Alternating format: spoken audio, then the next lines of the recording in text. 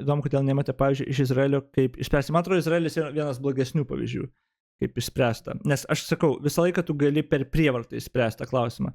Izraelis sprendžia per tą, kabutėse, prievartą, ką aš turiu omeny. Tu gali indoktrinuoti žmonės ir tu gali, pavyzdžiui, įtikinti žmonės, kad jeigu jie neturės vaikų, jie degs pragare amžinai, arba ten juos, kažkas jam, kad jie nenormalūs visiškai ir, jie, privalės, nes, tokia norma.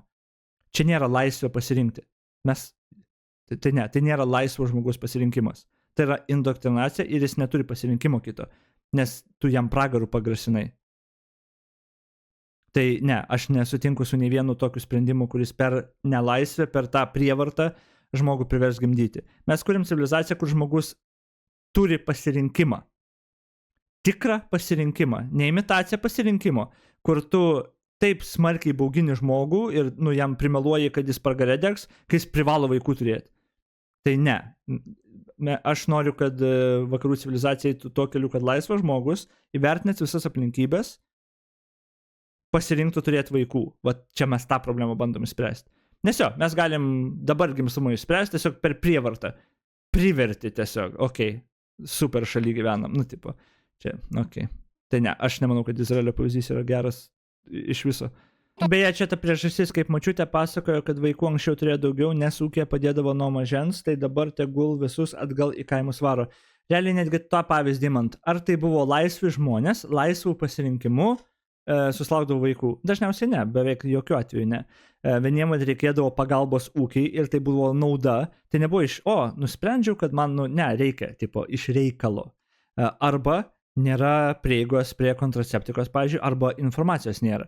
Tai pažiūrėt bet kokią neišsivysią šalį, informacijos nėra, nežino, kaip ten tie vaikai, kada, niekas su jais nepakalba, lytinio švietimo nėra. Tai jie nežino.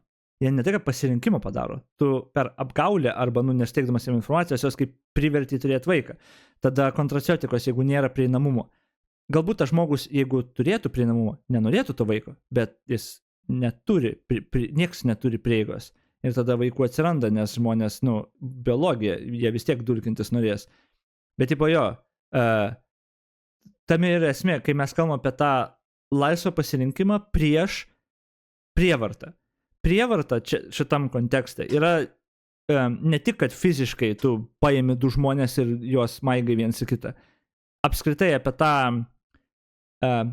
ir informaciją, kokią tu suteiksi jam, ir kokią turės galimybę. Čia ta prievarta yra viskas, kas ne laisva valia. O jeigu jis iš tikrųjų neturėjo pasirinkimo, dėl to, kad gal per tūpas buvo, o gal literaliai neturėjo pasirinkimo, tai ar jis tikrai laisva valia priėmė sprendimą? Sąmoningą sprendimą? Ne.